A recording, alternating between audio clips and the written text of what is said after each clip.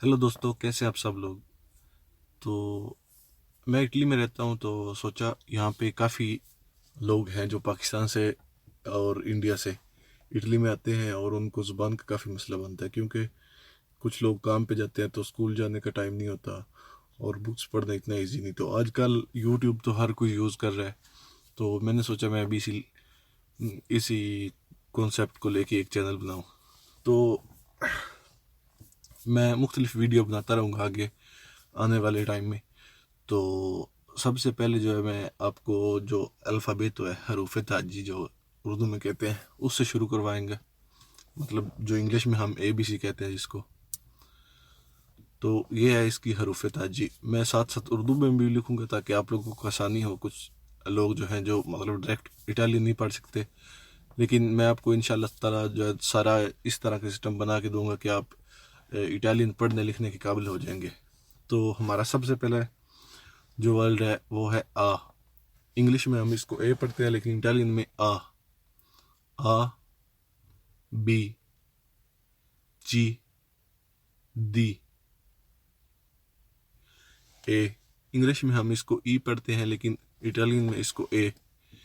F, जी, आका, ई, L, M, N, ओ, P. इसको कू पढ़ते हैं।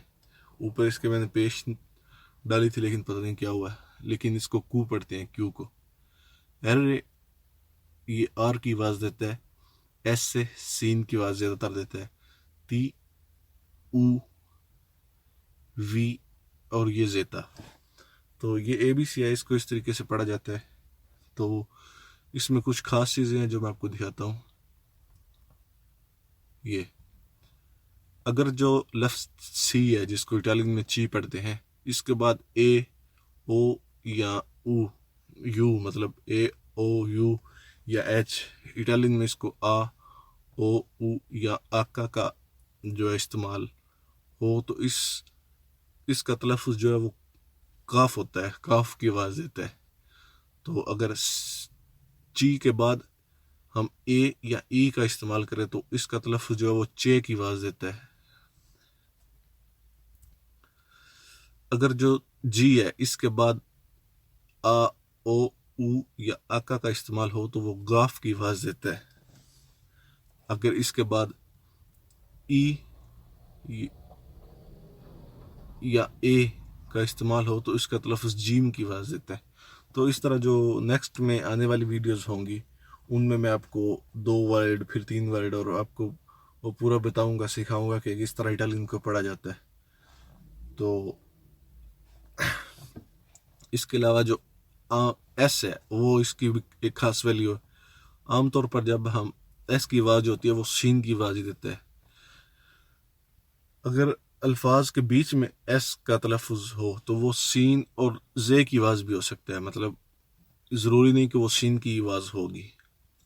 जब लफ्ज़ के बीच में 2 मरतबा एस का इस्तेमाल हो तो वो सीन की आवाज़ देगा हमेशा। मिसाल के तौर पर इटालियन में रोसो, रोसो लाल को कहते हैं, तो इसमें ये हमेशा सीन की आवाज़ देगा।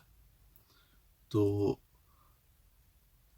ये था आज का मेरी जो पहली वीडियो थी, वो इस हरूफ ताजी पे थी, अल्फ़ाबेतो इटालियानो पे। तो इंशाल्लाह मैं नेक्स्ट वीडियो जो है वो आपके लिए बनाता रहूँगा, और आपको इटालियन पर जो है अच्छा खासा पूरा हासिल हो जाएगा मेरी वीडियोस देखने के बाद। Thank you very much. मेरे यूट्यूब चैनल को सब्सक्राइब करने के लिए सब्सक्राइब के बटन पर क्लिक करें और इसके बाद इस बेल आइकन को ऑन कर दें।